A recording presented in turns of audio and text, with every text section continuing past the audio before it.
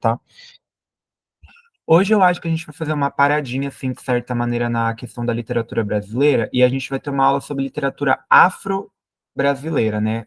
Literatura, assim, africana, entre aspas, e barra afro-brasileira. Acho que também é importante que a gente tenha essa aula nesse momento em específico, porque é uma coisa que eu vou comentar já já com vocês, e aí eu vou voltar no porquê que eu tô falando, né, literatura africana, entre aspas. Porque literatura africana é um termo muito amplo, né? Eu acho que ele consegue ser mais amplo ainda que o termo literatura brasileira. Porque quando a gente está falando de África, a gente está falando de um continente, né, gente? Não de um território, né? Um país, digamos assim, que, por exemplo, é o Brasil. Então, quando a gente está falando de literatura brasileira, já é um termo muito grande por si só, porque é muita coisa para falar, né? Então, quando a gente está falando de literatura africana, eu acho que consegue ser muito mais expansivo, porque é muita coisa para ser falada. Então eu peguei um recorte muito específico, né, desse assunto e a gente vai trazer um pouco aqui para debate, tá?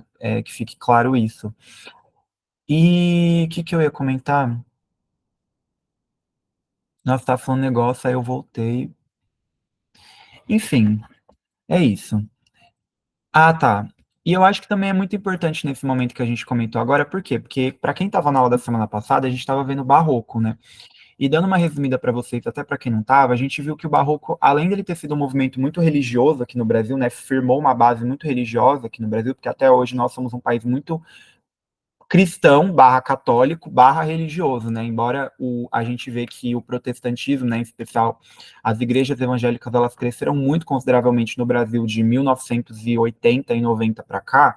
O Brasil ele ainda é um país que ele tem uma veia em si muito católica e cristã no geral. Então, enfim, como vários países da América Latina, né, que foram colonizados por europeus.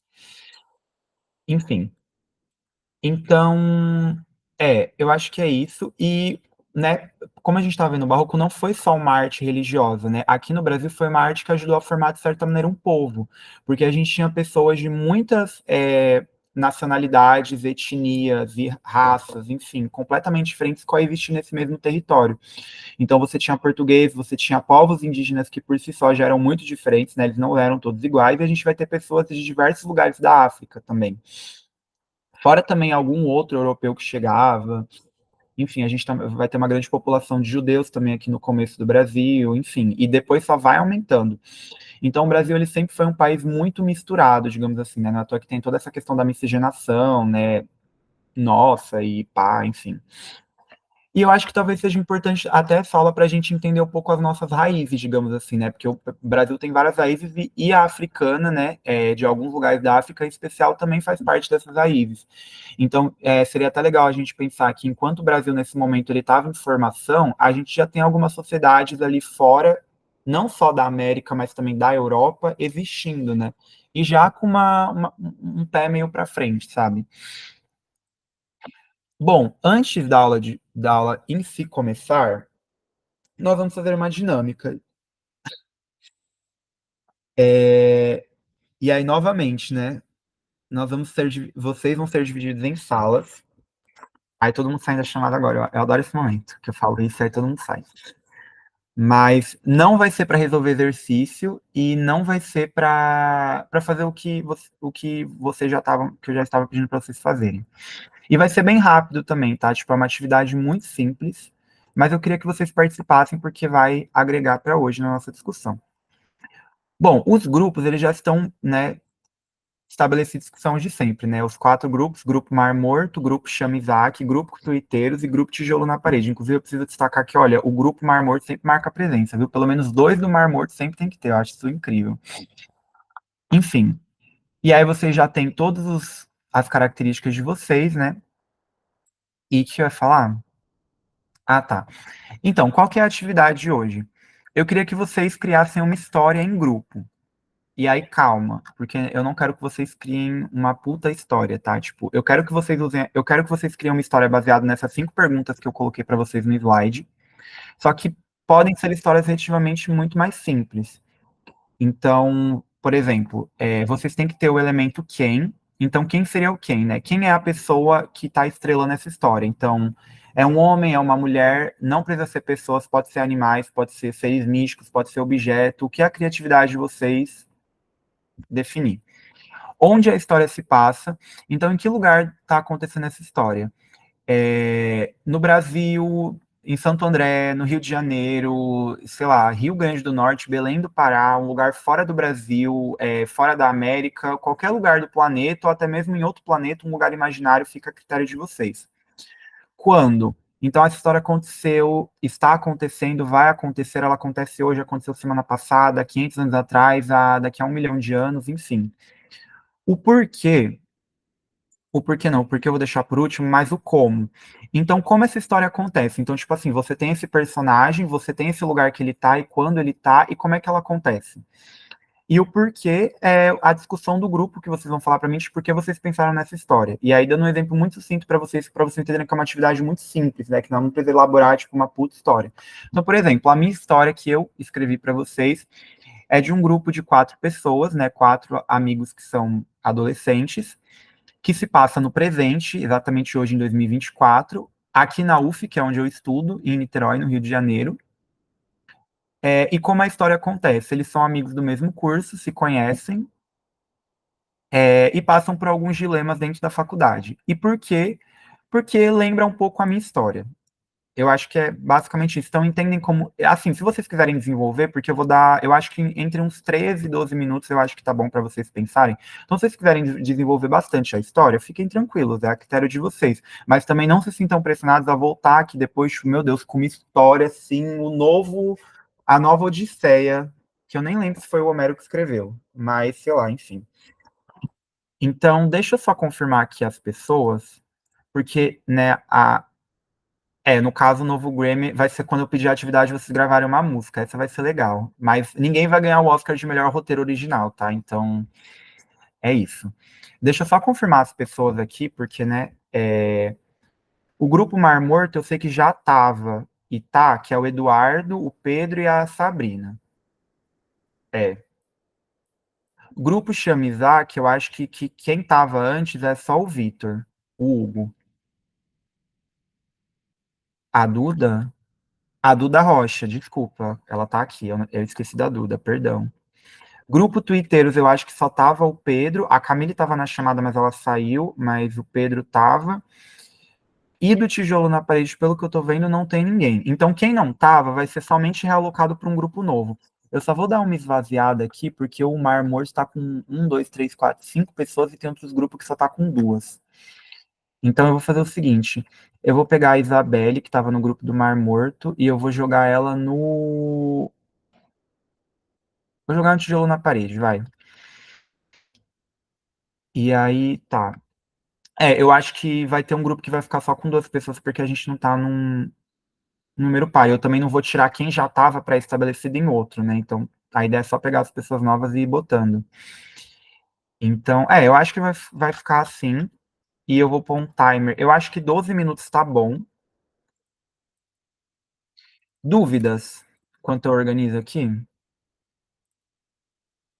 Eu vou mandar essa imagem no grupo, tá? Essa imagem que tá no slide, eu vou mandar exatamente no grupo dos alunos para vocês poderem consultar, tá? Diga aí, Aniele. Eu não sei qual grupo eu estou.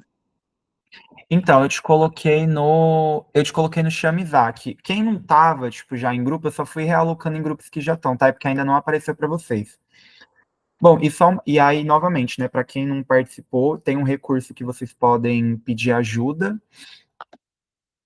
para Eu não mim. sei entrar no. Eu não sei entrar no grupo. Eu ainda não mandei o convite. Eu vou mandar um convite para vocês, vai aparecer na tela, é só vocês aceitarem, tá bom?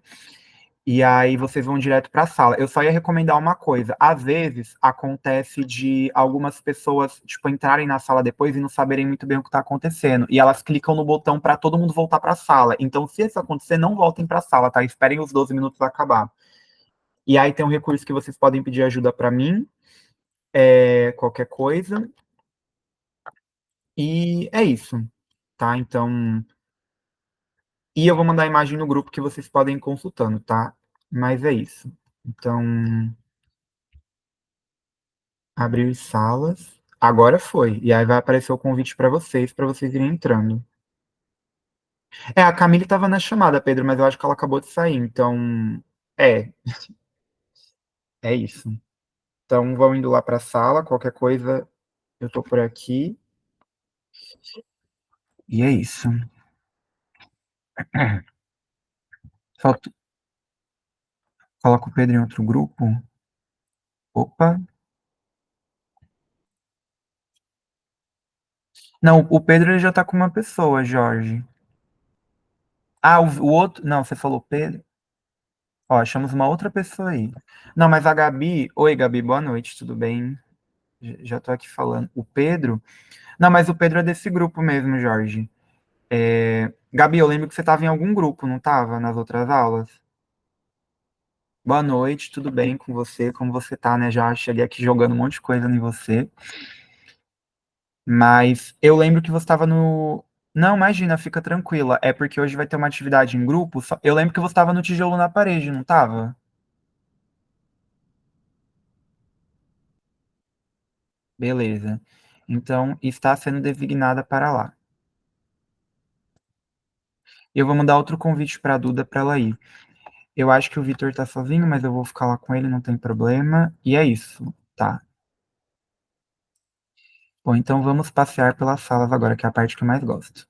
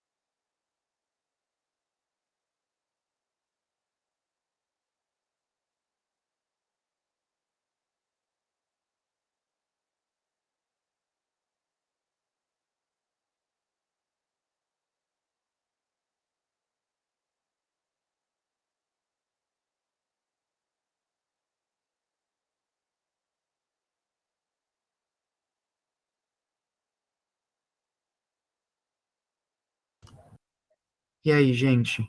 Olha, eu só ia falar que. Acho que tem mais gente voltando. Mas eu ia falar que quem não me mandou a imagem ainda, pode me mandar agora, tá? Mas, por favor, mandem a imagem. Então, bom, vamos lá. Manda no WhatsApp, pode mandar no WhatsApp para mim.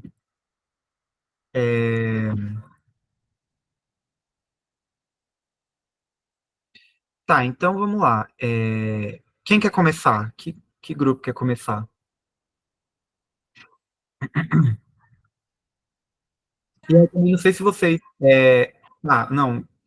Aproveita que vai vocês já, Pedro. Deixa eu perguntar para vocês. Vocês chegaram a escrever ou vocês foram só oralizando mesmo? A gente foi oralizando. Tá ótimo. Eu dei a ideia, daí o pessoal foi acrescentando, daí é sabendo o que vai falar. Tá, deixa eu só abrir então, aqui para eu anotar rapidão. Calma aí. Ok, aí, estão me ouvindo, né? Pode ir. Tava bugado. Ainda não conseguia falar. Então, enquanto eles iam falando, né, eu fui escrevendo só para ter uma noção, assim, melhor do que está acontecendo, mas beleza. Nossa história foi a seguinte. A gente criou um cenário dentro de uma tribo de nativos dos Estados Unidos, né, nativos americanos, vamos dizer. De uma tribo que se chama Algonquinos.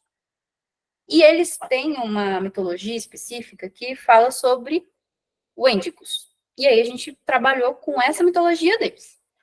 Os personagens são um pai, que seria um caçador super importante dentro dessa tribo, e o seu filho, que estava basicamente predestinado a também ser um caçador importantíssimo, estava sendo treinado para isso, né? E em uma das expedições que o seu pai faz, junto com outros homens ali da tribo, outros caçadores, o menino fica ali, né, na vila, preocupadinho, mas continua o seu treinamento, e o pai acaba não voltando. Acontece alguma coisa que, até então, só o xamã, que seria como se fosse o cacique, seria o maior da tribo, né, sabia. E eles foram em busca, o que fizeram eles saírem da vila por tanto tempo foi justamente caçar esse tal Wendigo, que é da tribo, é um monstro da mitologia que eles têm. Chegando, aí dá a visão ali dos pais e do pai dos caçadores, né? O menino não tá sabendo de nada até então. Eles encontram diversos desafios e conseguem, sim, acabar com esse Índigo que estava rondando, só que acontece uma série de coisas, uma série de desafios que eles encontram e muitos dos homens morrem. E só sobra o pai do menino e um outro amigo. Só que nessa expedição aí, eles acabaram se afastando demais do vilarejo, então levou muito tempo para que eles conseguissem voltar. Tempo suficiente para que eles começassem a morrer de fome, simplesmente. Então, esse outro amigo do pai do menino, né, acaba falecendo devido à fome, as complicações que tiveram da viagem. E o pai, para não morrer, vê como única solução comer a carne desse amigo. Canibalismo. Bem macabro. E aí que entra a mitologia. Para você se tornar um índigo, é justamente esse ato que você precisa ter. É o ato de canibalismo. Dentro da mitologia deles, quando você comete um ato canibal, você se torna essa criatura monstruosa que é o índigo. Ou seja, o papaizinho do menino se transformou num índigo por ter feito isso. Então, bem bizarra essa criatura doida aí.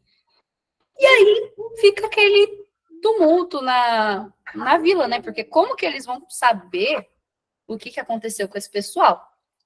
E aí, a única notícia que eles recebem, o xamã foi atrás do pessoal e encontraram o corpo desses homens. E o menino, a única coisa que eles descobrem é: eita, meu pai morreu pelo índio porque ele estava caçando.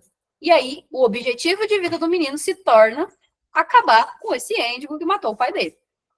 E assim, ele cresce, se torna um bom soldado e consegue. Ele vai atrás do índigo e, acaba com o índigo.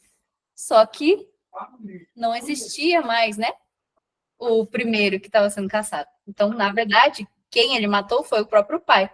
E ele descobre isso no final, né? Descobriria, se fosse uma história super completa, ele descobriria através do xamã, porque o xamã percebe que o único corpo que não tinha era o do pai do menino.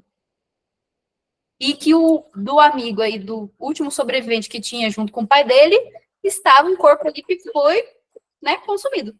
Então ele analisa ali, liga os pontinhos e fala, então, provavelmente esse Wendigo que você matou era o seu próprio pai. E o menino entra em colapso. E não desenvolvemos aí como que ele faz depois. Mas a história seria basicamente essa. O mito do Wendigo.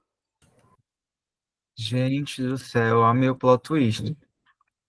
Não, eu já não tão chocado do fato de um ter comido a carne do outro, vem o negócio de que o pai dele, ele mata o próprio pai, gente. Meu Deus do céu.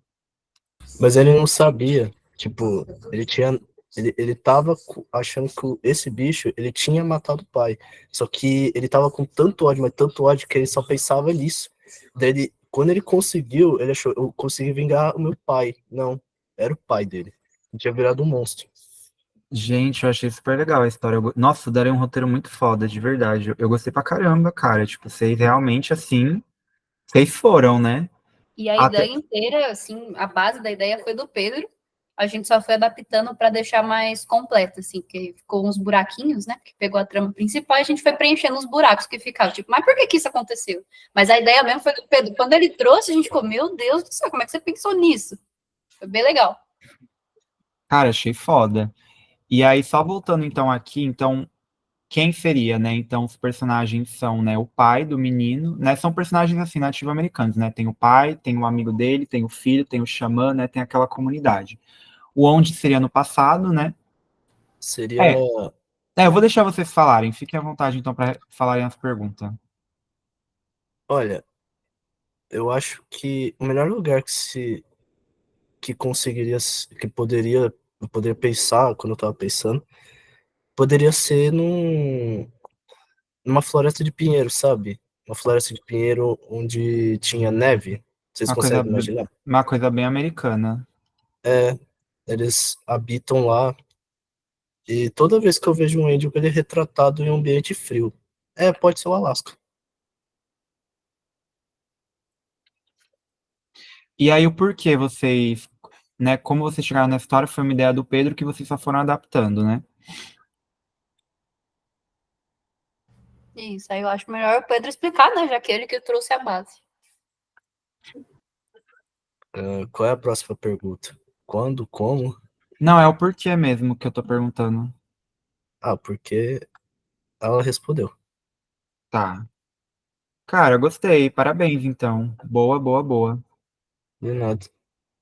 Então, e a imagem que eles escolheram, né, foi essa do Índigo, né, um retrato bem...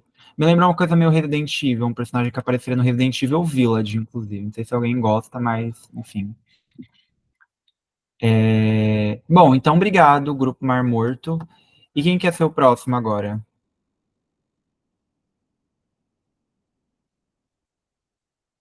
Pode ser eu.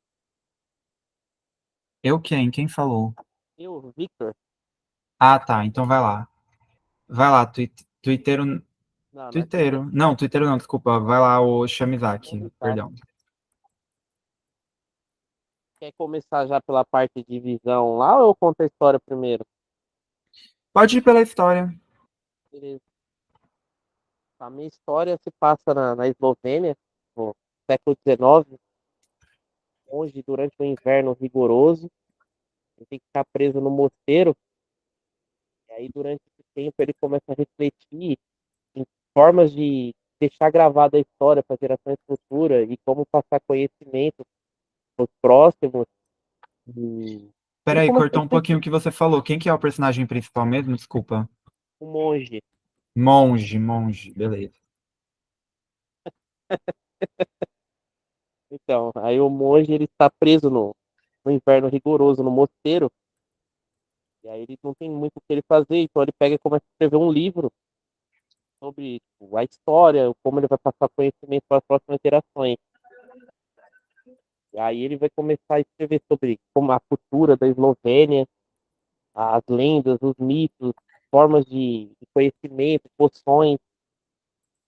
orações e para deixar para a eternidade. E aí ele começa a refletir sobre como que a sociedade é naquele período e como as coisas são das trevas, sabe, no momento. E aí ele pensa que escrevendo isso ele pode trazer luz ao mundo no futuro. E isso só instiga ele mais a continuar escrevendo e refletindo sobre os problemas da sociedade dele, por que que eles são daquele jeito, por que que eles pensam assim, por que eles agem assim. E É isso? Nossa, eu acho que faz muito tempo que eu não assisto MasterChef, que eu não lembro desse momento específico do Jacan fazendo isso. Mas essa foi a imagem escolhida pelo Vitor. Então, quem? Monge, onde? Nossa, vocês estão com uma obsessão assim de inverno, né? De século antigo. Vocês estão bem medievais hoje, né? Onde Eslovênia, século XIX, né? Quando no passado, como a história acontece, foi o que ele explicou a questão do monge estar refletindo, né? Sobre a questão da sociedade, como ele pode mudar ela. E por que que você pensa nessa história? porque é algo que eu penso em como, através da educação, mudar vidas.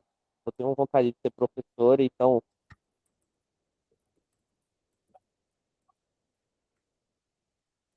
Beleza, então. Obrigado, Vitor. ah, E aí, quem quer ser o próximo?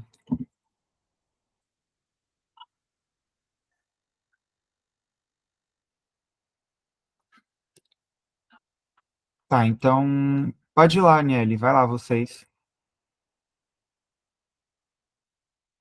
Tá. Ela já te enviaram a foto? Uhum. Tô pegando aqui agora. Vocês são Arara, né? Sim, Tá, pode ir falando, mas é que eu tô baixando aqui, gente. Minha internet é meio, né? Mas vai lá, pode ir indo. tá. Já vou falar o quem. Seria Arara. Quando? No presente. Onde? Na Amazônia. E o porquê a gente escolheu foi que. Eu já tô apreensiva. É que no momento atual, onde essa espécie se encontra, e está vulnerável e sujeita à extinção. Tá. Essa é uma ave onde atualmente está em seu lindo habitat. E ela está apreciando a sua fruta, vendo seus filhos, sua, sua... Ai, calma aí. Travei. Tamo tranquilo. Vamos lá. Arara, o Blue com a Jade. Vai lá. Eles estão apreciando junto com seu bando, onde começa a cair árvores. Eles já começam a correr, as fêmeas correm para os seus ninhos dentro das árvores, mas essas árvores estão sendo cortadas, onde caçadores pegam, prendem a mãe, pegam os filhotes, colocam em cambucas, vão vender em comércios clandestinos, e esses filhotes morrem, a maioria, só alguns que são vivos.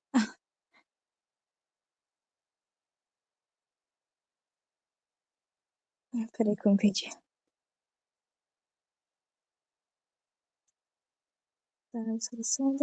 Devido à caça ao começo.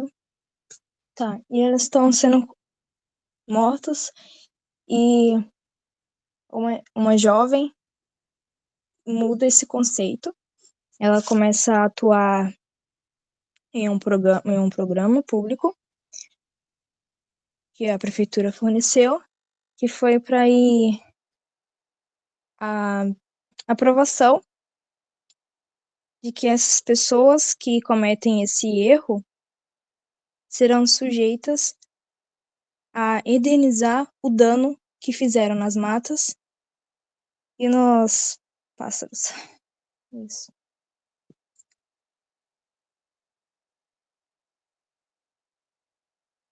Eu tinha colocado aqui também uma observação também dos indígenas, né, agindo para, assim, acolhendo, né, as araras e tudo mais. Eu coloquei assim, Tupã, observando a inquietação da arara, seguiu de volta à floresta ao ver a devastação causada. Gente, só um minutinho, meu cachorro.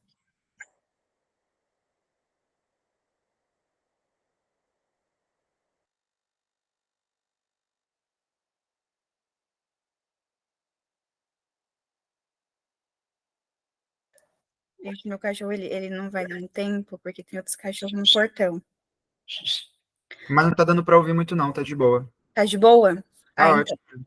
Então, eu coloquei aqui, né, que teve a atuação dos indígenas também agindo nessa, poder acolher as araras e tudo mais. Eu coloquei Tupã observando a inquietação das araras, seguiu de volta à floresta ao ver a devastação causada pelas motosserras, né, pelo desmatamento. Tupã sabia que precisava agir rápido. Ele mobilizou sua aldeia e, junto com os animais, criaram uma grande campanha para salvar a floresta.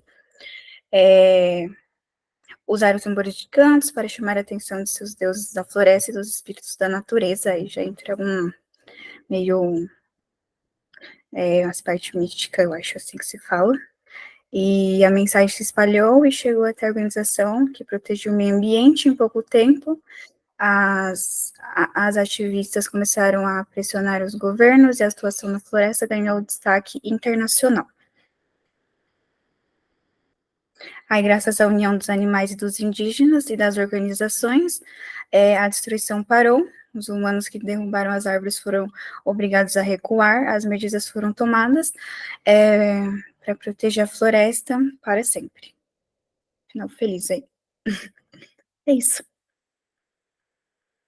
Aí, viu, Pedro, teve final feliz.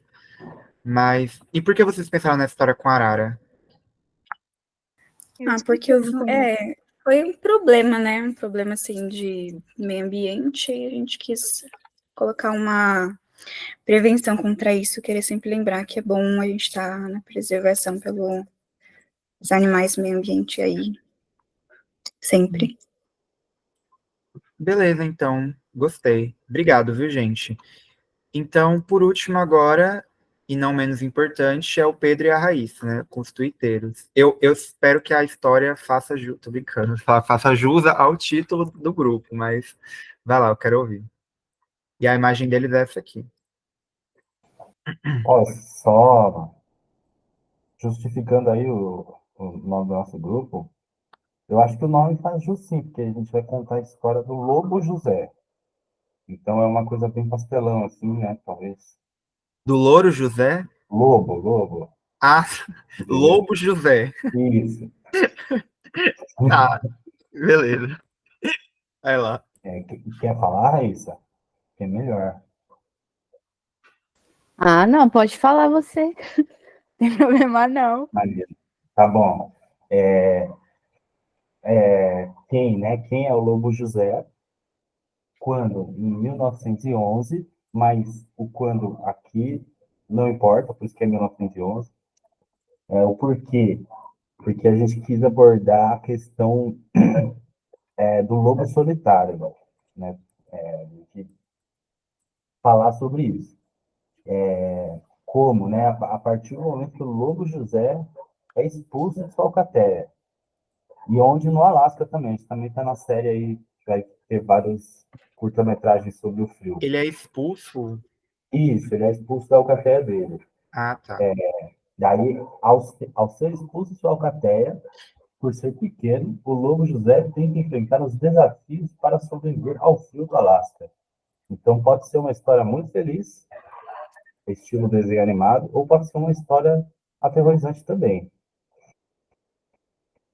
Porque o que a gente conversou lá foi, idealmente, né, foi falar sobre essa questão de uma contradição da natureza do lobo, que é um animal coletivo ali, que vive em alcateia, mas ele tem que viver de uma maneira que não é da natureza dele, é contrária. E acho que é isso. A Issa. Eu ia comentar isso. Eu acho que se tivesse um grupão geral da nossa turma, ia ser o grupinho dos invernos, né? Porque vocês gostam de uma história com frio, gente. Vocês gostam de inverno, né? Porque eu detesto. Meu Deus do céu. Bom, mas então, obrigado por vocês terem contribuído. E a foto deles foi essa. Então, obrigado por todo mundo que contribuiu para a atividade, porque eu gostei das histórias. Inclusive, eu queria dizer que eu não vou guardar, que eu vou guardá-las. Eu acho que elas podem ser usadas para fins muito interessantes, viu? Mas eu queria, com a dinâmica de hoje, na verdade, já introduzir para vocês um pouco do assunto que a gente vai falar bastante sobre a questão da narrativa, né? Mas, de verdade, ficaram histórias muito criativas. Assim, eu tô chocado até agora com a história do Mar Morto, né? Tipo assim, a puta história sobre o Índico e tudo mais. Tipo, de uma coisa super simples, eles foram lá e meteram logo uma premissa, basicamente, de um roteiro, sabe? Achei muito foda, de verdade. Mas todo mundo também ficou de parabéns, adorei as histórias. Eu adorei que todo mundo meteu frio. É isso que eu tô ficando. Porque é no frio, no Alasca, na Eslovênia, no Pinheiro cheio de neve. Eu gostei que o tijolo na parede foi super nacionalista. Ó, falou de arara azul, falou de clima tropical. Gostei também, ficou super bacana. Deixa eu voltar aqui pro slide, então.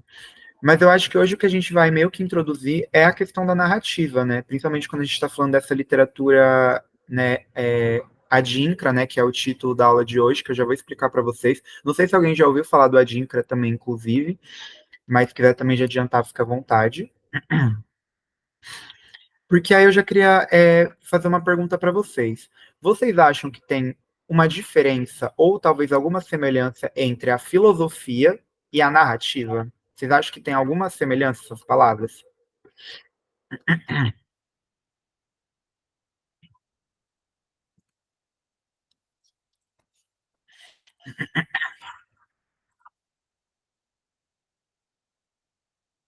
Sim, mas eu quero saber por quê. O que que vocês acham?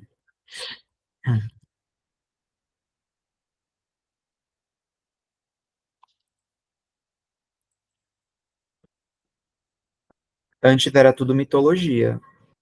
E mitologia é o quê? Mitologia pode ser. Não, pera, eu não sei por que que eu vou dizer isso, mas, mas eu chuto que mitologia seja parte de uma cultura que desenvolve figuras de semideuses até criaturas malignas para definir talvez o bem e o mal, os fenômenos da natureza. Sim, você usa esse fenômeno justamente para você contar uma narrativa e você entender de uma forma mais racional o mundo, né? Igual o Pedro está falando. E a Sabrina está dizendo que a filosofia é como uma narrativa de visões de mundo. Sim, só que quando a gente está falando de uma narrativa, a gente está falando exatamente do que vocês fizeram agora para mim e para todos, né? Que foi tipo contar uma história, né? Então, um jovem que sai de casa, encontra um artefato mágico, enfim, uma arara, um lobo, enfim, você está contando uma narrativa com começo, meio. Alguns colocaram fim ou não, mas a narrativa ela tem um começo, meio, um fim, né? Quando a gente está falando de filosofia, né? Então, por exemplo, vamos pensar assim, por exemplo, a história da arara, né, do tijolo na parede. Tipo assim, enquanto na narrativa você tem, tipo, uma arara querendo ser livre e não aguentando mais ser explorada, na filosofia eles iam começar a se perguntar, mas que tipo de liberdade é essa que a arara quer, né? O que é liberdade? E aí a filosofia vai fazer justamente isso, né? Ela vai instigar. Então, como é que a gente pode analisar o que é liberdade? A gente pode pegar teorias políticas, né? Então a gente pode ver que tipos de política pensam sobre liberdade. Então, para uma pessoa liberal, né, para o liberalismo, o que é liberdade? Para uma pessoa que se diz, por exemplo, comunista, ou mais para um lado de esquerda, o que é liberdade para essa pessoa? Você pode usar culturas também. Então, por exemplo, para uma cultura mais americana, estadunidense, o que é liberdade para eles? Ou uma comunidade japonesa ou de algum lugar da África, ou até mesmo aqui no Brasil. O que é liberdade para a gente? Momentos históricos, né? Se a gente for parar para pensar o que era liberdade para uma pessoa que nasceu em 1500 e uma pessoa de hoje, ou para uma pessoa que nasceu na época da Grécia Antiga.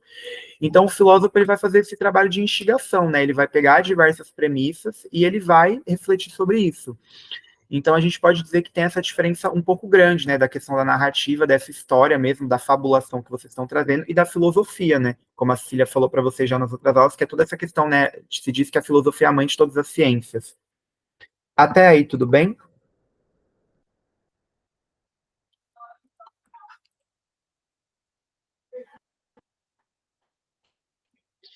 Então tá bom. E aí, a outra coisa que eu vou perguntar para vocês todo mundo, eu posso estar enganado, mas eu senti que o grupo o grupo do, qual que foi o grupo, gente? Já esqueci, perdão. O grupo do tijolo na parede, vocês anotaram a história? Vocês escreveram ou vocês fizeram oralmente?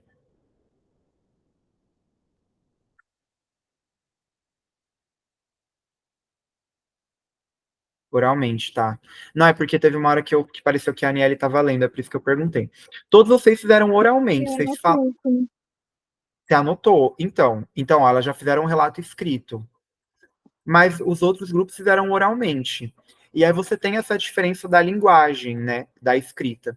Porque falando um pouco mais de linguística agora, quando a gente pega a evolução assim da linguagem do ser humano, é muito comum a gente achar que linguagem está relacionada somente à escrita, tá? E não é bem assim, né? Ainda mais porque a arte é uma linguagem e a gente não necessariamente pode usar uma coisa escrita para poder se comunicar. Uma pintura seria um exemplo de arte, linguagem, você não usa palavras para se comunicar com as pessoas. A mesma coisa, cinema, né, que usa imagem, ou, enfim, outros tipos de arte, se a gente for para pensar, tirando a literatura, né, que trabalha com texto, mas a linguagem, ela está muito mais para além da compreensão da escrita, porque, de fato, existiu um momento na história que você não tinha escrita, né, a escrita, ela foi uma evolução, de certa maneira, só que como todo processo histórico, você vai ter suas coisas boas e coisas ruins, né, porque qual que é a questão da escrita? Então vamos imaginar o seguinte, a gente está aqui conversando agora e, nossa, eu fui assistir um filme e aquele final foi incrível, tipo, não esperava que fosse acontecer aquilo. Quando eu tô falando assim para vocês oralmente essa frase, ela tem tipo um contexto, né? Então, por eu estar falando agora, ela vai ter uma entonação diferente. Eu acabei de sair da sessão do filme, então eu vou ter uma outra entonação para falar. Seria muito diferente, né? Por mais que de fato com a linguagem você consiga, né, tipo se expressar também desse jeito por escrita, tipo, você também perde um pouco a mensagem, né? Porque de fato, tipo, você tá ali escrevendo, então perde um pouco o time, sabe? Então, a gente precisa entender também que não necessariamente todas as sociedades elas vão ter um modelo de escrita bonitinho igual a nossa, que também demorou anos, né, para surgir. Então, isso entra um pouco nos 3 objetivos da aula de hoje. Então, a gente vai entender o processo da escrita, da oralidade, da filosofia, da narrativa, que elas são interligadas enquanto um exercício científico humano, que eu vou explicar isso mais para frente, a gente já está conversando sobre. A gente vai reconhecer a sociedade Akan na África, compreender seus processos culturais a respeito da linguagem e da filosofia, né? A gente vai estudar um pouquinho a sociedade Akan. E a gente vai analisar símbolos adinkra e suas intertextualidades nas mensagens ditas. E a gente vai conversar um pouco melhor sobre isso para ficar mais claro. Então, vamos lá. Então, né, quando a gente está falando da sociedade Akan, deixa eu abrir aquele aplicativo do mapa para mostrar para vocês de novo. Então, deixa eu jogar aqui mais ou menos. Para quem estava na aula passada, é um aplicativo que a gente consegue jogar um tempo histórico e a gente vê como é que estava o mundo naquela época. Então, se a gente jogar, por exemplo, em 1800, né, que já estava muito diferente do que a gente conhece hoje como mundo. Por exemplo, se a gente pensar aqui no Brasil. Ai, meu Deus, cadê o Brasil? Aqui. O Brasil ele já estava tipo meio juntinho, mas você ainda não tinha muito essa ideia de unidade.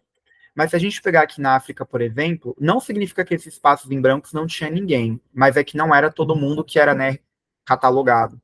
Mas se a gente pegar aqui nessa região da África, mais ou menos, que hoje em dia é basicamente o país Gana, mas também tem uns outros países ali, a gente tem a comunidade Ashanti vivendo.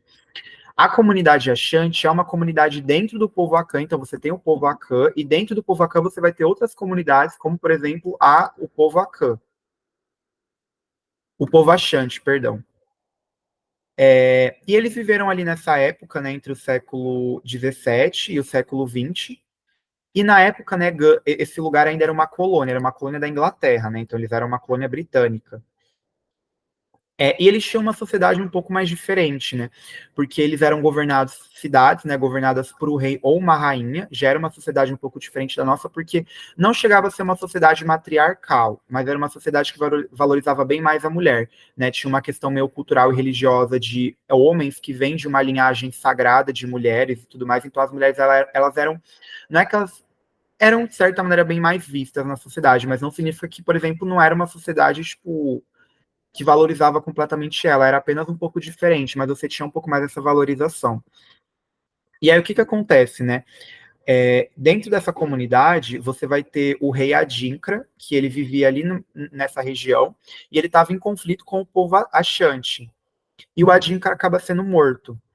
E aí, como espólio de guerra, né? E quando a gente fala o que é espólio? Espólio é a herança, né, de alguém que morre. Então, a herança do Adinkra foi essa dimensão de você colocar o nome dele como homenagem. Não é à toa que a palavra Adinkra significa Deus, né, uma despedida. Então, tem essa questão de funeral também. E aí a gente entra na questão do... Opa, essa imagem aqui não era para ainda. E aí a gente entra na questão do Adinkra.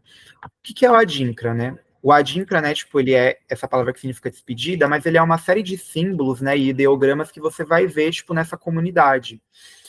Então, o que significam, né? Tipo assim, são símbolos, né, primeiramente,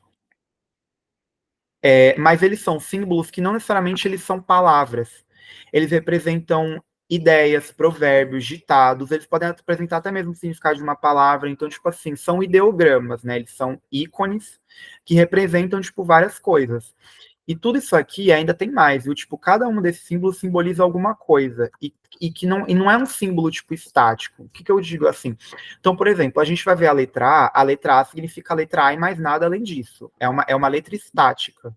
Quando a gente está falando desses símbolos, eles representam muito mais do que apenas uma coisa que a gente sabe. Tipo, eles podem representar uma discussão filosófica, uma reflexão e tudo mais.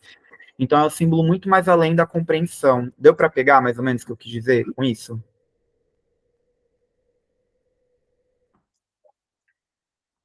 Tranquilo?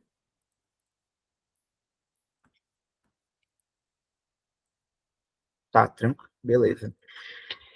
E como é que surgem esses símbolos, né? Como vocês comentaram, vai ter a sua mitologia. Que aí tem a questão do Anansi, né? Que a gente vai ler uma historinha aqui rapidinho para vocês entenderem melhor. Deixa eu só abrir aqui ela para a gente ler. Que é uma história que, na verdade, ela é mudada, contada de várias versões, mas ela é nessa mesma essência, né? Que se chama Anansi e o Pote da Sabedoria, que eu vou ler aqui com vocês.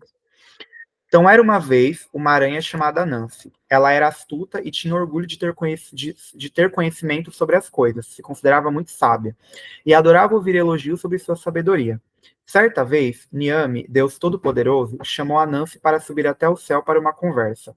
A aranha subiu calmamente o firmamento e, chegando lá, perguntava e, ao mesmo tempo, respondia: Quem é o animal mais sábio do mundo? Sou eu.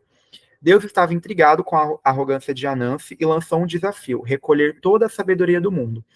Então seria o ser mais sábio de todos os tempos. Anansi andou por todo o mundo e recolheu toda a sabedoria num enorme pote. Naquele tempo, a sabedoria estava em 4 cantos do mundo. Ela foi em cada um deles, no sul, norte, leste e no oeste. De volta ao ponto de partida, ela tinha em mãos o pote mais precioso da sua vida. Ela tinha reunido toda a sabedoria do mundo. No caminho para levar o pote para o céu e ser conclamada por Deus, Anansi tinha firme em sua mente o que era feito era dela somente. Ela não dividiria aquela glória com ninguém. Afinal, seria o título de criatura mais sábia do mundo. O orgulho que sentia era só imaginar ser consagrada como a mais sábia do mundo a deixava eufórica e radiante. Antes de começar o percurso para subir até o céu, muita gente se ofereceu para ajudar a Nancy. A aranha disse para todos os animais que a tarefa secreta e exigia astúcia e inteligência especiais. Recusando apoio, ela seguiu. A Nancy, usando sua esperteza, amarrou o pote nas costas e foi subindo pela maior árvore do mundo chamada Tempo. Ela seguiu passo por passo com muito cuidado ao chegar bem próxima do céu. A Nancy abriu um largo sorriso e ergueu os braços em comemoração. Mas a alegria durou pouco, porque eu esqueci de contextualizar, perdão, a Nancy é uma aranha. Ela subia pela árvore, mas a movimentação dos 8 braços desatou o amarrado que prendia o pote nas suas costas. Ele tombou e se espatifou. A Nancy caiu em seguida. Ela chorou e percebeu que se quisesse recolher toda a sabedoria do mundo, dali em diante, nem uma vida inteira daria conta. A Nancy caiu em pranto só de imaginar. Niambi, Deus Todo-Poderoso, soprou em seu ouvido, dei-lhe 8 braços. Se fosse sábia, não teria acenado ou comemorado com todos. Então essa é a história e mais umas outras que mostram como surgiu o símbolo Adinkra, né? Porque em algumas histórias o Anansi chega a conseguir a sabedoria e aí a sabedoria seria justamente um símbolo próprio que ela tem no Adinkra, mas que aí esses símbolos eles se tornam tipo conhecimento de todo mundo. Mas o que vocês entenderam, assim, um pouco, para nortear um pouco para vocês, que conhecimento é esse, né? O que é conhecimento, para vocês, qual que é o significado da palavra conhecimento e como vocês entenderam o conhecimento nessa história breve, vai? Conhecimento é você ter acesso a alguma coisa que possa ou não ser útil para você, talvez. E que talvez também passe de desapercebido. Mais útil para quê? Útil para você pode ser ou não pode ser útil, depende do que se trata o conhecimento. Mas útil para você realizar tipo, tarefas, para você ter noção do que você pode fazer, do que você é capaz de fazer, do que você não é capaz de fazer. Uhum. Por exemplo, quando eu, sei lá, eu estudo para virar astronauta, eu preciso ganhar conhecimento para atuar como um astronauta. Eu tenho que ter noção do que eu tenho que fazer, o que eu não posso fazer. Seria isso? Eu acho que é uma boa forma da gente pensar o conhecimento. E aí o Vitor está colocando que conhecimento sem sabedoria não é completo, que foi justamente o que aconteceu com ele, né? Ele conseguiu a sabedoria, mas, quer dizer, ele conseguiu o conhecimento, mas ele não conseguiu a sabedoria. Né? E aí o Pedro, eu entendi também sobre uma certa crítica sobre acumular conhecimento e não compartilhar por conta da ideia do pote, algo fechado. Interessante. Diga aí, Aniele.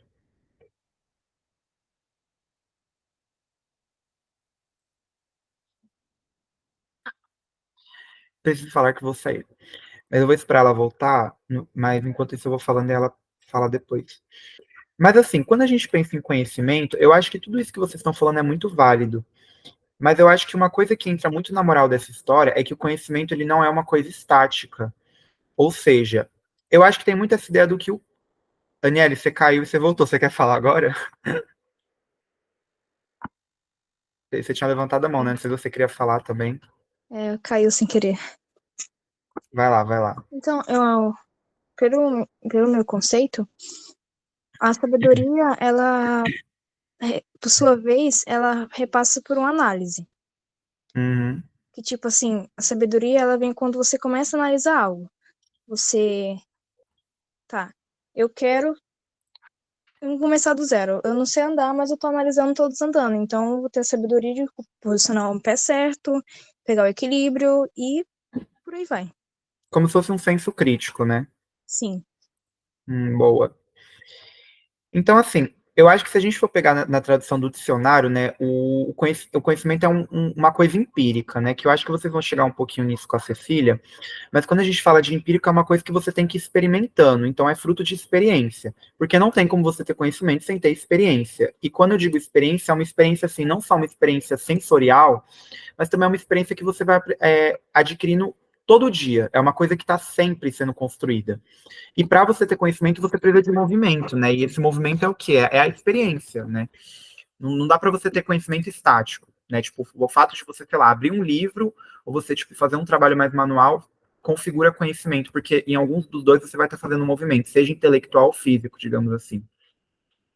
Só que você vai ter para essa sociedade, por exemplo, de que o conhecimento ele não é uma coisa justamente estática, que é isso que o Pedro colocou no chat. O que adianta você ter esse conhecimento guardado num pote e você não compartilhar com todo mundo? Né, que aí entra uma ideia de que o conhecimento ele tem que ser compartilhado com as pessoas, que isso é uma coisa que definitivamente a nossa sociedade não está pronta ainda para aceitar. Até porque parece que quando a gente está estudando, a gente tem até medo de compartilhar o que a gente estudou com as outras pessoas, né? Não sei porque a gente pode traçar isso, mas que o conhecimento ele não pode ficar preso nas pessoas. E quando a gente está falando dessa história também, percebe como a aranha, né, o Anansi, ele teve que andar pelos 4 cantos do mundo, concentrou tudo que estava lá em um pote só e depois tudo se espalhou. Isso faz a gente perceber também que o conhecimento ele não está recluso a um lugar só, ele está em todos os lugares, não existe conhecimento melhor ou pior que o outro, apenas diferente. Se a gente for parar para pensar, talvez, qual é a diferença entre você, tipo, ser astrônomo, né, igual o Pedro falou, e você fazer uma receita de um bolo? Acaba que, de fato, né, na sociedade que a gente vive, você pode ter um conhecimento simbólico de fato, né? Porque simbolicamente na nossa sociedade que a gente vive, você ter um conhecimento em astronomia talvez seja muito mais bem visto do que você fazer um bolo. Mas foi a gente que sistematizou isso. Ninguém um dia chegou e falou que naturalmente esses conhecimentos não são melhores ou piores. Alguém simplesmente chegou e sistematizou isso, são apenas diferentes. E não tem como o conhecimento ficar reunido em um lugar só. O conhecimento ele não é uma coisa material, né? Ele é abstrato, tipo, ele é uma coisa que está ao nosso redor, entendeu? Então eu acho que ele também traz um pouco disso à história. E aí entra um pouco a questão da atividade que a gente fez hoje. Qual que é a essência do ser humano, né? Então, isso vocês vão ver muito na filosofia, mas eu lembro que a Cecília comentou com a gente que eu estava na aula, que ela falou que Aristóteles vai falar que a essência do ser humano é ser racional. Mas aí, por exemplo, vocês vão ver em biologia que o Darwin falou que a essência do ser humano é a gente ser pessoas que se adaptam com qualidades herdadas de um ancestral comum, de um ambiente, de um contexto. O Marx, por exemplo, e outros filósofos, eles vão dizer que o que é a essência do ser humano para a gente? É a gente transformar o ambiente que a gente vive. E o que é transformar? Qual que é a outra palavra que usa para transformar o ambiente que a gente vive? Ou tudo que a gente toca? Evolui. Não, pensar assim, transformar. O que é transformar? Como o ser humano transforma as coisas? Conhecimento. É uma coisa manual que se faz, trabalhando, exato. Então, tipo assim, esses filósofos vão falar que a natureza do ser humano, a essência dele é o trabalho. Mas com essa história do Anansi, a gente também percebe que o que define o ser humano também como essência? A narrativa, a história, a fabulação de histórias, você criar a história. Isso também faz parte do ser humano. Isso foi uma coisa que a gente comentou na primeira aula do que era a discussão do que é literatura. Desde que o ser humano se entende por gente, a gente sempre continua contando histórias, e dos mais diversos tipos. Desde a gente dormir e ter um sonho e ter uma narrativa, ou a gente contar para alguém como foi o nosso dia, a gente está resumindo o nosso dia em uma narrativa, ou até mesmo a gente escrever um poema, uma história, um roteiro. Isso tudo é narrativa. Então, o ser humano ele é um animal narrativo, de certa maneira. E quando a gente está falando dessa filosofia, né, o trabalho do filósofo é justamente isso, né, é igual ao do cientista. Muito se diz daquele estado que o cientista que começa já com a resposta, ele começou errado, porque o cientista começa com a pergunta.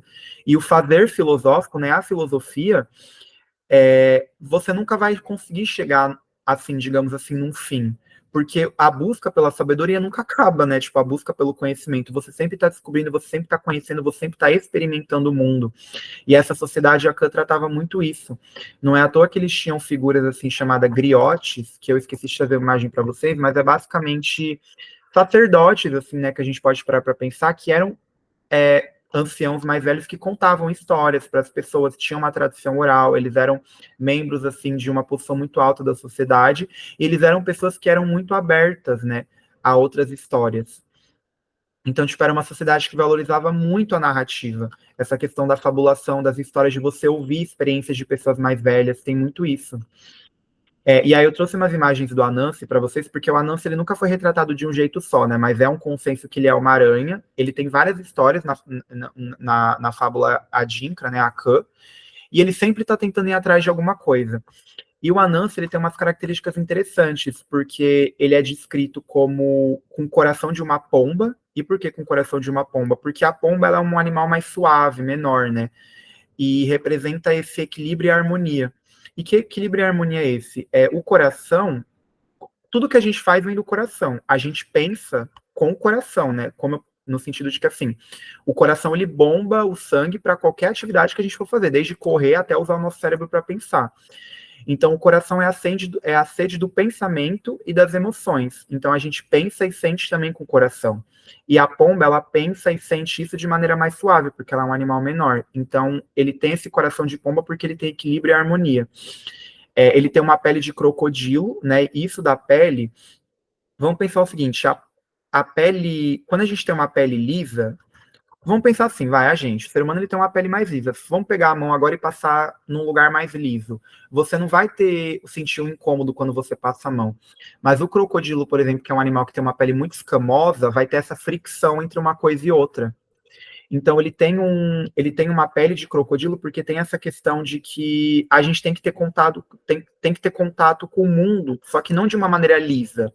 Tipo assim, eu vou conhecer isso daqui e eu vou só receber esse conteúdo. Não, o que você estiver recebendo, você tem que pensar, você tem que analisar criticamente. Então tem essa ideia de que não é uma coisa lisa que passa por você.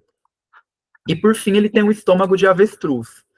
Por quê? Porque o avestruz é um animal que digere as coisas com uma facilidade muito grande. E a filosofia, ela requer uma boa digestão, né? Você tem que ter um estômago forte, porque às vezes você não vai estar.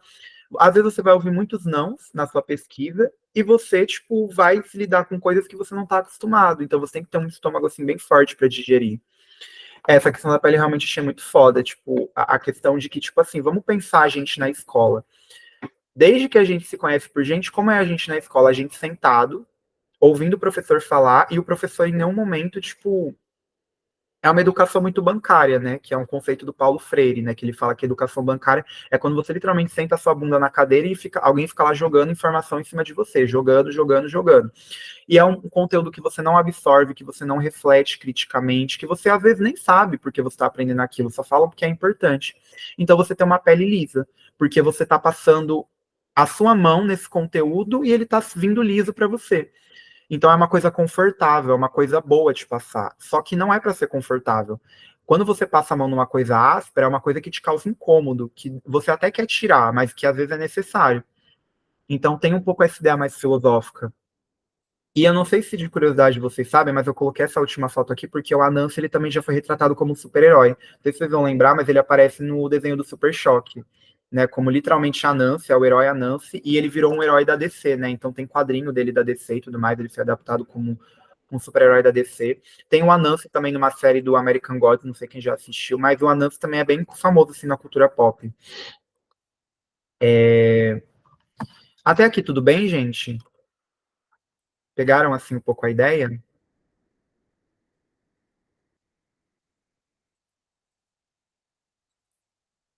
Tá, então tranquilo. Por exemplo, esse símbolo que eu vou trazer para vocês, eu trouxe alguns símbolos para a gente pensar. Deixa eu lembrar como é que é a pronúncia desse símbolo, peraí. Quantiu Fanefu, Quantiu Fanefu, Dentian Funefu. Eu estou pesquisando a pronúncia. Quantiu Funefu, Dentian Funefu. É mais ou menos isso. Que imagem é essa? São dois crocodilos. Isso aqui é uma cabeça de um crocodilo, isso aqui é a cabeça de outro. E eles estão compartilhando o que aqui no meio? O mesmo estômago. E aí, qual que é a mensagem que esse símbolo adinkra traz pra gente? São crocodilos siameses, né? E crocodilos unidos, eles dividem o mesmo estômago, ou seja, eles dependem um do outro para viver. Então é um símbolo que representa a democracia, a cooperação mútua. Só que, como eu falei, são símbolos que eles levam para discussões mais filosóficas. Por quê? Porque biologicamente o crocodilo é um animal independente. Mas nesse símbolo eles são forçados a trabalhar juntos, eles têm que unir para sobreviver. Então ele também representa um pouco essa questão de você viver com diferentes pensamentos, diferentes sociedades e você ter uma tolerância cultural, né? Então tem um pouco essa ideia. E, pois é, mas ainda assim eles precisam viver juntos. E aí, como é que fica? Porque não tem como eles simplesmente se separarem, é um símbolo estático. Então ele representa um pouco essa ideia de que é da diversidade, né? Que a questão não é você ser melhor ou pior, é você ser apenas diferente. Você precisa de um do outro para sobreviver na sociedade que a gente vive. Tá todo mundo vivendo junto. Então, e compartilhar o mesmo destino, né? Se a gente parar para pensar no processo de digestão da comida, passa pelo mesmo estômago, sabe? Então, a mesma informação vai chegar para a gente e vai ser digerida de maneiras completamente diferentes. Sei lá, por exemplo, um candidato político, vai, a gente, cada um vai comer esse candidato e a gente vai absorver, tipo, algumas pessoas vão achar que é um candidato que representa as minhas ideias e outro vai achar que é a pior pessoa do mundo. Só que tá compartilhando, entendeu? E aí entra um pouco essa rinha. E não é para ser uma coisa confortável, novamente, né? Ainda mais que a gente tá falando de crocodilo. Então, tipo, é um símbolo meio de tensão também. Esse aqui, por exemplo, é o do AF. Ele, de fato, ele é propositalmente lembrado para ser um pente, né, de cabelos afro, que era um pente, inclusive, que nessa sociedade os maridos davam para as mulheres como símbolo, assim, né, de alguma ocasião especial. Mas ele representa não só a questão feminina, mas ele representa paciência, prudência, carinho, amor, cuidado. Mas ele também lembra, por exemplo, a questão da higiene, né? Porque como é um pente que está ligado à questão da beleza, da higiene e tudo mais, ele reflete sobre a questão de você deixar o meio ambiente e todo lugar que você mora limpo, de que a gente tenha que evitar a poluir os lugares que a gente está vivendo, a liberdade na sociedade, E tá muito relacionado a essa questão da limpeza, só que não é só uma limpeza assim de, vou me limpar de estar sujo, é uma limpeza, tipo assim, uma limpeza de clareza nas ideias, de transparência para as pessoas, então tem um pouco essa ideia também. Mas eu acho que o mais interessante que eu quis trazer para vocês, é o próximo, esse é o símbolo do Anansi, é o Anansi Nietan. O que significa isso? Isso é basicamente uma teia, né, e é o símbolo do Anansi, né? Por quê? Porque nas histórias do Anansi, ela é sempre uma aranha sábia, engenhosa, que está tentando tirar vantagem de alguma coisa, né? Tá querendo saber tudo. Só que eu acho esse símbolo muito... Prof, posso ter perdido uma parte. Esses símbolos são mais ou menos de que época? Então, era uma sociedade que viveu mais ou menos ali pelo século 17, 20. Esses símbolos ainda existem hoje, tá? E ainda são usados, ainda são ressignificados. Mas eles começam a surgir mais ou menos ali naquela época. Eles são bem antigos já. Mais ou menos século 17, 16, mas ainda assim, antes você já tinha esses símbolos sendo usados. Beleza?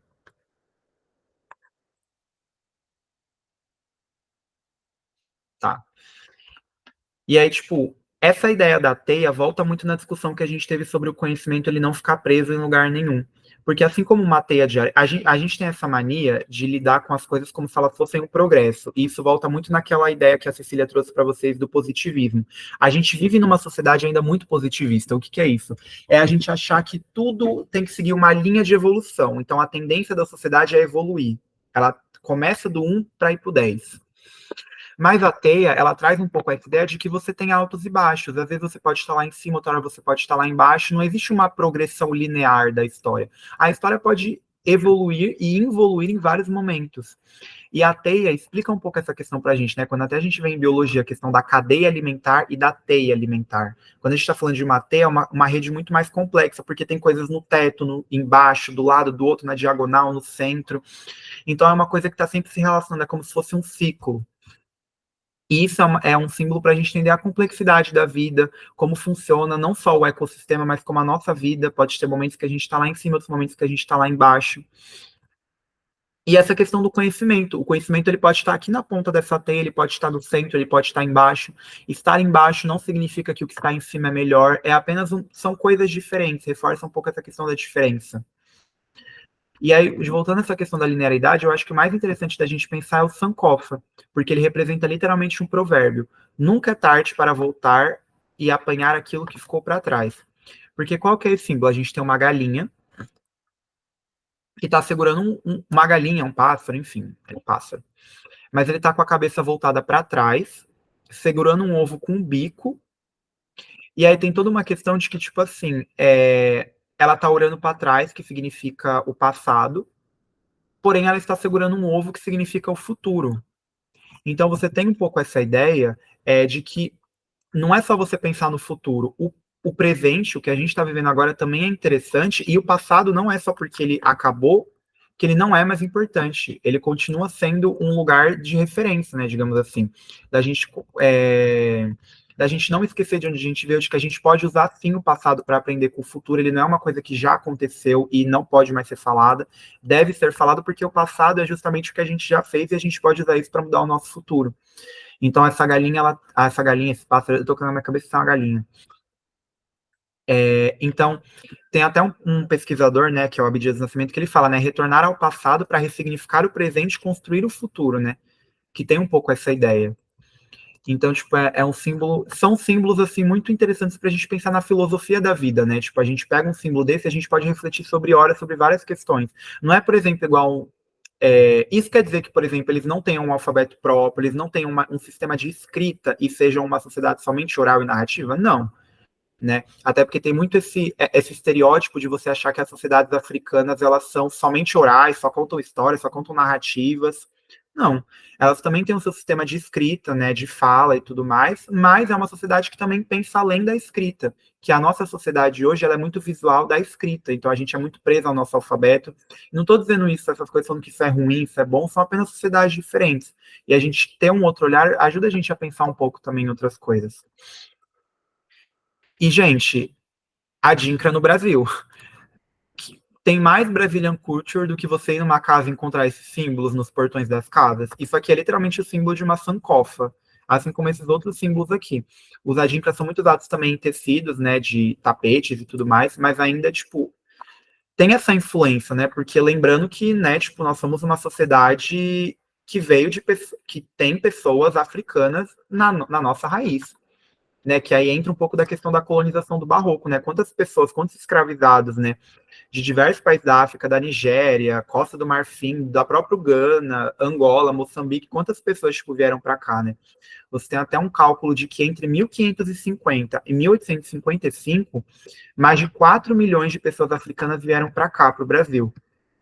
E assim, pessoas de diferentes lugares, às vezes, né, tem muito se fala de que não eram, às vezes você já teve história assim de você traficar princesas que eram, assim, lá em algumas sociedades africanas eram princesas assim com títulos muito altos assim da sociedade e que foram traficadas aqui para o Brasil para serem escravizadas. Sim, esse portão é puro Brasil. Então, tipo assim, isso é para vocês entenderem que isso faz muito sentido com a nossa sociedade, porque nós somos uma sociedade miscigenada, né? Nós temos o sangue, né? Tipo assim, afro-brasileiro na gente. É claro que, né? Isso entra um parênteses muito grande, que é uma coisa interessante a gente pensar. Não é só porque nós temos, sim, sangue afro-brasileiro, assim como nós também temos indígena, branco e tudo mais, que significa que somos todos iguais, né? Que isso entra numa outra questão, né, da democracia racial, que é você achar que só porque no Brasil todo mundo é miscigenado não tem racismo. Não é bem assim que funciona. Embora nós somos uma sociedade miscigenada, nós ainda assim temos pessoas brancas, pessoas pretas e pessoas não brancas, enfim, de outras etnias. Mas é para vocês entenderem nesse processo cultural que a gente já tinha visto no Barroco, que é essa mistura de pessoas que a gente tem aqui no Brasil. E aí, por hoje, eu acho que a gente consegue fechar. Eu tinha separado um exercício, mas eu posso postar depois. E vocês podem fazer o exercício depois, porque é um exercício do ano passado e tem essa temática afro-brasileira. Mas eu acho que é isso que eu quis trazer para vocês mesmo. Eu vou tentar ir rápido para não comer o intervalo de vocês, mas então, ó, entender o processo da escrita, oralidade, filosofia e narrativas interligadas enquanto exercício científico humano. O que que é isso? A escrita, a oralidade, a filosofia, as narrativas que vocês escreveram, tudo isso está ligado ao exercício científico do ser humano. Que exercício é esse? Da gente continuar instigando, buscando as coisas e sempre querer saber respostas, né? A escrita lida com isso, a oralidade, a filosofia, principalmente a narrativa também. Esse primeiro vocês conseguiram pegar, ficou um pouco abstrato para vocês. É literalmente entender que a ciência do ser humano é sempre buscar respostas, e a gente usa todos esses recursos para buscar isso. Tranquilo? Tá bom. Então, beleza. Reconhecer a sociedade Akan na África e compreender seus processos culturais a respeito da linguagem e filosofia. Então, a gente viu um pouco sobre essa sociedade, eu posso deixar o material para vocês depois, se vocês quiserem ler e ficarem curiosos, né, para saber mais sobre. E como funciona a linguagem deles, a filosofia da narrativa, né, enfim, desses processos culturais deles e políticos também. E os símbolos adíncolas que a gente acabou de analisar e a intertextualidade deles. O que é isso, né? Como esse simples símbolo, ele pode representar toda uma filosofia e toda uma questão. Tranquilo para vocês também isso?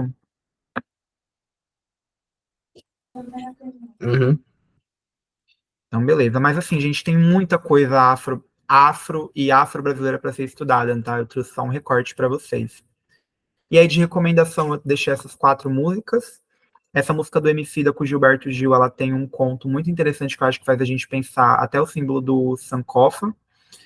Olha, eu sou muito cadelinha da trilha sonora do Pantera Negra, que foi né, tem um filme, mas também o Kendrick Lamar fez um álbum todinho com músicas para esse filme que eu acho incrível. Essa música terceira que eu trouxe é uma música chamada My Love, de uma cantora britânica com uma cantora, acho que é senegalesa. E aqui embaixo, lembra que eu falei para vocês dos griotes, que são aqueles sacerdotes que existem até hoje, que ainda contam essas tradições orais? Tem um deles que tem músicas no Spotify, então fiquem aí de critério para quem quiser ouvir. E de filme eu coloquei esses aqui embaixo, que tirando o Super Choque, todos eles são dirigidos por pessoas de algum país da África. Então acho que é... Não, tirando o Kirikou. O Kirikou é dirigido por um cara francês, mas se eu não me engano ele nasceu na África do Sul. Mas eu acho que por hoje é isso, gente. Eu espero que vocês tenham gostado. Acabou sendo um pouquinho mais apressado agora no final. Eu acho que é bacana também a gente falar isso, até porque eu não sei se vocês sabem, mas existe uma lei na Constituição que fala que as escolas têm que ensinar conteúdo afro-brasileiro e, obviamente, não é ensinado, né? Pelo menos eu não tive. E na semana que vem a gente volta com literatura brasileira e a gente vai falar de romantismo. E olha, não é por nada, mas eu recomendo muito que vocês apareçam lá da semana que vem, porque eu acho que assim, acho que vai ilustrar um pouco para vocês os processos que a gente está passando agora. Dúvidas? Tranquilo?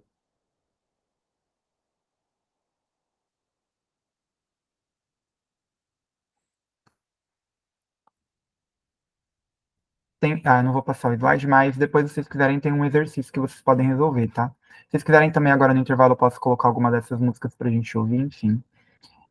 Mas é isso, gente. Então eu agradeço de novo vocês. Vocês são os queridos. E a gente se vê na quinta-feira que vem. Obrigado por terem estado. E uma ótima semana. Se cuidem. Nossa, deixa eu Boa noite, tomar. professor.